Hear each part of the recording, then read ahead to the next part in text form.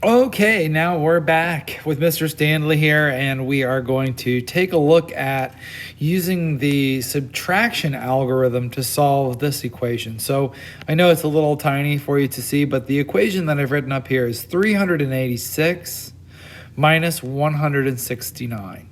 So in order for you to do the algorithm, you definitely need to be a neat writer. So you definitely want to make sure that all of your tens and your ones and your hundreds are lined up. So in the first column, we have our ones. In our second column, we have our tens. And then in our third column, we obviously have the hundreds. And when you do the algorithm, it's really important that you always start with the ones and then go to the tens and then go to the hundreds. Don't ever go from left to right. Go from right to left. I know we want to do that because we read from left to right, but for the algorithm, though, we have to take the smaller number first because taking away the larger number will get us an incorrect answer. So let's take a look at making this and then taking away 169. So I'm going to take my number pieces from my number pieces app. And I'd kind of like for you to follow along in your notebook with this. So for your notebook, all you have to do is simply just draw a square. So I'm going to put 3 100s, and I'm going to call this my hundreds column.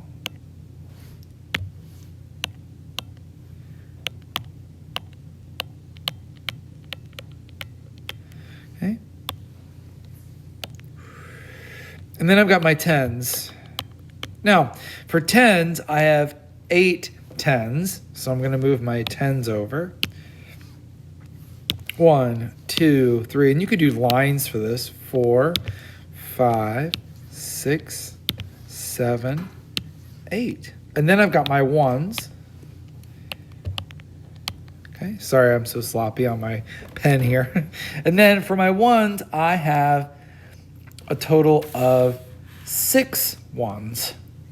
So I'm going to go 1, 2, 3, 4, 5, and 6.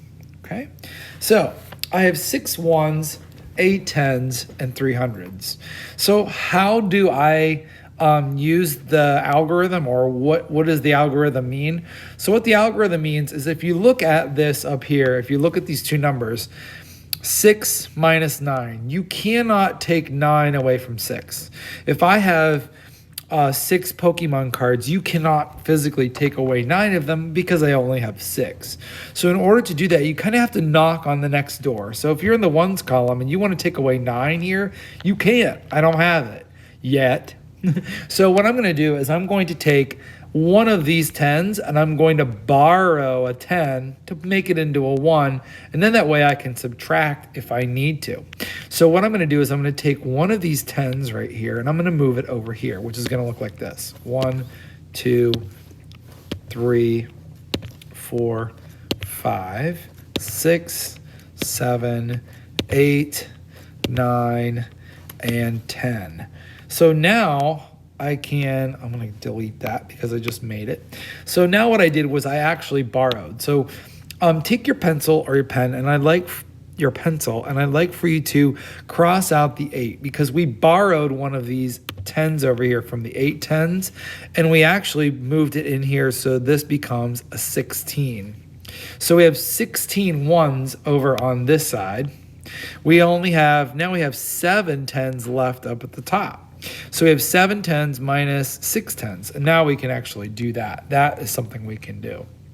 So at this point then, what I do is I take this away from this, and I can actually subtract that. So I'm going to take away, 9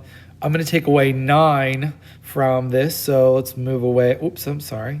Let's see here. Erase that. I'm actually going to take away 9. So let's go 1, 2, 3, 4, 5, 6, 7, 8, 9. Good. So now I have this left, which is a total of 7. So I have 7 left over of my ones. 7 ones. Now, if I want to take 7 tens away from 6 tens, I can clearly do that. 1, 2, 3, 4, 5, 6. That leaves me with 110 left. And then obviously the 300 minus the 100, if I take that out, that's going to leave me with a total of 200. And our answer becomes 217. So that's how you do it. If you want to take away or borrow from the next column, all you have to do is say, I don't have enough of this column to take away, so I'm going to borrow a 10. The same thing would be true if you were borrowing, if you didn't have enough 10s to take away, you could borrow 100 and move that 100 over here. And then that way you have a bunch of 10s to take away from. So I would recommend or highly recommend this Number Pieces app for you to do in your notebook. And remember, all you have to do is just do a square, a line, and a dot like we did for the addition.